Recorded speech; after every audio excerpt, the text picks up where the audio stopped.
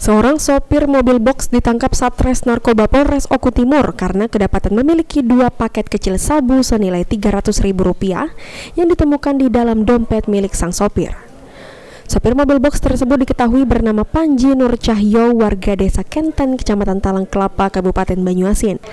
Di hadapan penyidik, Panji mengaku barang haram tersebut dititipkan oleh seorang asal Palembang untuk diberikan kepada pembeli asal Kabupaten Oku Timur.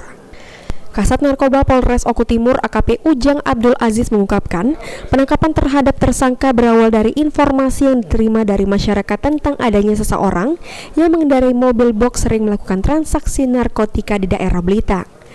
Berbekal dari informasi tersebut, anggota melakukan penyelidikan. Pada saat tersangka tengah melintas di Jalan Desa Sukarami, Kecamatan Belitang, anggota Satres Narkoba Polres Oku Timur menghentikan tersangka dan pada saat dilakukan penggeledahan, ditemukan 2 paket narkotika jenis sabu di dalam dompet tersangka senilai Rp300.000.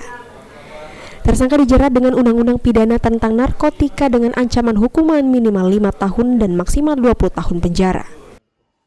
Kecamatan Belitang didapat mencurigai ada mobil box yang dikendari oleh saudara Nur Cahyo dan segera dilakukan penggeledahan. Pada saat dilakukan penggeledahan ditemukan di dompet saudara Nur Cahyo itu 2 paket narkotika jenis sabu.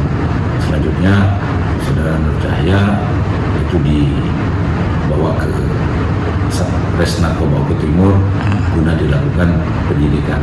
Adapun pasal yang dipersangkakan kepada saudara Nur Cahyo pasal 114 subsidiar 112 Undang-Undang RI nomor 35 tahun 2009 tentang narkotika dengan ancaman hukuman minimal 5 tahun.